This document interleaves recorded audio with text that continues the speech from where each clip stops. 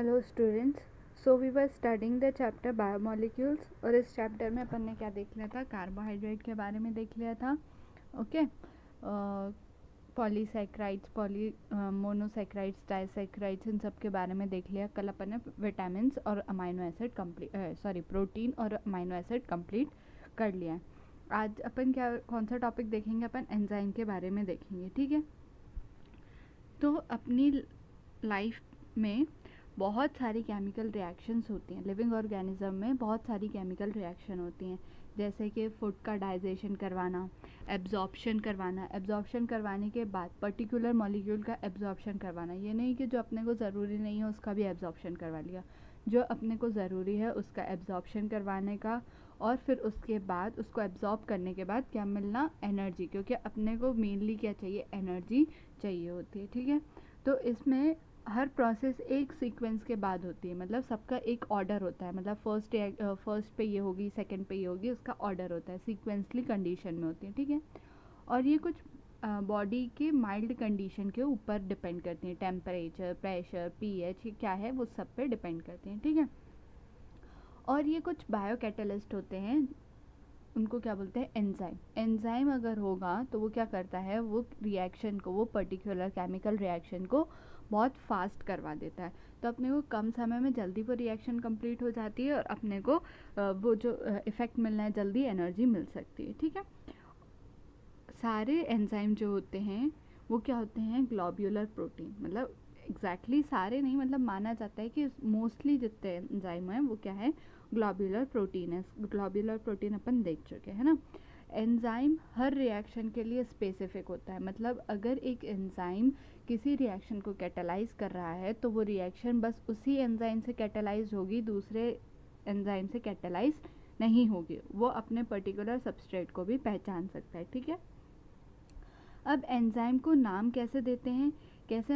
जैसे वो किस कंपाउंड पे एक्ट कर रहा है, या किस रिएक्शन, कौन से कंपाउंड की क्लास क्या है, एल्डिहाइड, कीटोन, इस हिसाब से अपन उसको उसको नाम देते हैं। ठीक है, एग्जाम्पल देखते हैं। एक माल्टोज को अपन हाइड्रोलाइज कर रहे हैं काय में? ग्लूकोज में। ठीक है, माल्टोज उसको हाइड्रोलाइज करवा रहा है, माल्टोज अपना जो सबस्ट्रेट है उसको हाइड्रोलाइज करवा रहा है, इसलिए एंजाइम का नाम क्या दे दिया अपन ने? माल्टेज।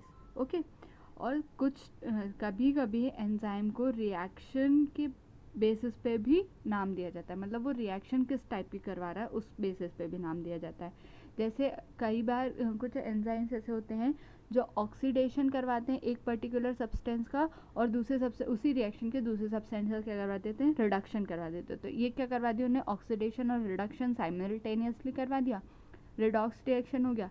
तो ऐसे एंजाइम को क्या बोलते हैं? Oxido reductase. क्या बोलते हैं? Oxido reductase. अब हर एंजाइम के नाम के एंडिंग में क्या लगता है? एज लगाते हैं। ठीक है, जैसे यहाँ पे ऑक्सीडो रिडक्टेज में भी लगाया और माल्टेज में भी लगाया है। ठीक है, नेक्स्ट अपन देखते हैं mechanism of enzyme action. Actually में एंजाइम कैसे एक्शन करता है? अपने को किसी भी एंजाइम की बहुत कम मात्रा में ज़रूरत होती है, बहुत स्मॉल क्वांटिटी में, किसी भी प्रोसेस में, किसी भी रिएक्शन में बहुत कम लगता है अपने को। ठीक है, और ये क्या होते हैं? केमिकल कैटलिस्ट होते हैं। तो ये क्या करते हैं?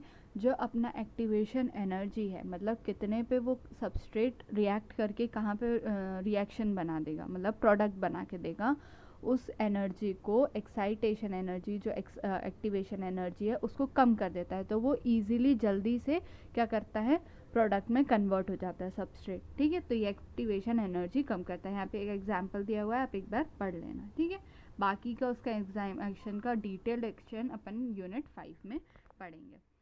अब नेक्स्ट यहाँ पे अपन ने क्या एंजाइम को ख़त्म कर दिया। अब नेक्स्ट देखते हैं अपन विटामिन्स। विटामिन्स क्या होते हैं? ये ऑर्गेनिक कंपाउंड होते हैं और ये भी अपनी बॉडी में बहुत स्मॉल क्वांटिटी में, स्मॉल अमाउंट में रिक्वायर होते हैं, और ये अपनी डाइट में, जो अपन खाना खा रहे हैं उसमें सारे विटामिन्स होते हैं। ठीक है, अगर इसकी डिफिशेंसी हो जाएगी, मतलब इसकी विटामिन्स की कमी हो जाएगी, तो इससे जो डिसीज़ होगी वो बहुत ख़तरनाक हो सकती, मतलब बहुत बड़ी बड़ी डिसीजेस होती हैं।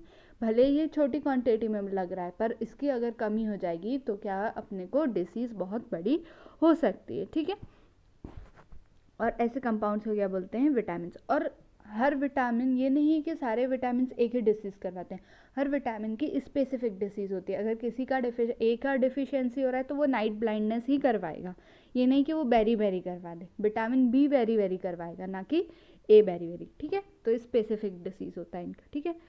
मोस्ट विटामिन, जो ऐसे विटामिन होते हैं जो अपनी बॉडी में सिंथेसाइज नहीं हो पाते, वो क्या कहलाएंगे, असेंशियल विटामिन, ठीक है।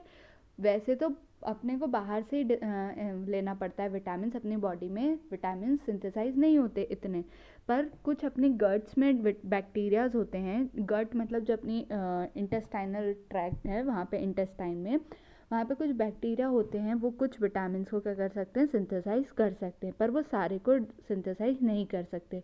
इसलिए अपन क्या लेते हैं, डाइट में लेते हैं। अपन ने उसमें भी पढ़ा था कि असेंशियल अमाइनो एसिड और नॉन असेंशियल, जो बॉडी में सिंथेसाइज हो रहे थे वो नॉन असेंशियल थे, जो नहीं हो रहे थे वो असेंशियल थे। वैसे ही विटामिन क्या होते हैं, असेंशियल होते हैं। अब एक डेफिनेशन अपने को दिया हुआ है विटामिन का, क्या है, organic compound required in the diet in small amount. Organic compound होते हैं, स्मॉल अमाउंट में चाहिए होते हैं, to perform a specific biological function, एक biological, normal biological function perform करने के लिए यूज़ होते हैं। Normal maintenance of optimum growth, जो ग्रोथ हो रही है वो स्पेसिफिक हो, पर्टिकुलर हो और अच्छी हो, ऑप्टिमम हो, जितनी चाहिए उतनी हो, ठीक है। और हेल्थ के मतलब जो भी ऑर्गेनिज्म है उसका हेल्थ मेंटेन करेगा, ठीक है। अब विटामिन ए, इनको अल्फ़ाबेटिकली दिया जाता है, 1 2 3 अल्फ़ाबेटिकली दिया जाता है, ABCD, ठीक है, इसके नाम पे दिया जाता है। अब बी जो है विटामिन बी, उसको सब ग्रुप में भी डिवाइड किया गया है, जैसे विटामिन B2, विटामिन B12 और भी हैं इसके, ठीक है। अगर अपन, अब अपने पास कम है तो भी डिसीज़ हो रही है, ज़्यादा है तो भी डिसीज़ हो रही है। कोई भी चीज़ पर्टिकुलर अमाउंट में ही होनी चाहिए, ज़्यादा होगी तो भी दिक्कत होगा, कम होगा तो भी दिक्कत होगा। अगर विटामिन हार्मफुल होते हैं और विटामिन पिल अगर कम है तो विटामिन पिल लेना पड़ता है, जो डॉक्टर अपने को जैसा एडवाइस करेगा वैसे ही लेना पड़ेगा, ठीक है। अब देखो, यहाँ पे अपने को कुछ बताया गया है कि विटामिन एक्चुअली में कैसे, क्या उसका नाम पड़ा। विटामिन कैसे था, पहले उसको वाइटल प्लस अमीन बोला जाता था, ठीक है। स्टार्टिंग में जब उसको देखा गया तो उसको क्या बोला था, वाइटल प्लस अमीन, क्योंकि इसके अंदर क्या था, एक अमाइनो ग्रुप था। पर क्या पता चला कि विटामिन, जब बाद में और फर्दर स्टडी करी, फर्दर अपन ने देखा, तो क्या पता चला कि अमाइनो ग्रुप कंटेन ही नहीं, मतलब इसके पास अमाइनो ग्रुप नहीं है, इसलिए ये अमीन का ई हटा दिया, तो क्या बन गया, विटामिन, ऐसे उसको नाम दे दिया, ठीक है। अब क्लासिफिकेशन देखते हैं विटामिन का। विटामिन को किस बेसिस पे क्लासीफाई किया गया, मेनली दो बेसिस पे क्लासीफाई किया गया है, फैट सॉल्युबल और वाटर सॉल्युबल। अब ये सॉल्युबिलिटी के बेसिस पर डिवाइड किया है, मतलब कौन किस में ज़्यादा घुल रहा है, वाटर में ज़्यादा घुल रहा है कौन सा विटामिन के, फैट में ज़्यादा घुल रहा है, ठीक है। तो पहले अपन देखते हैं फैट सॉल्युबल। तो ये काय में सॉल्युबल होंगे, किस में घुलेंगे, फैट या ऑयल्स में घुलेंगे, वाटर में नहीं घुलेंगे, ठीक है।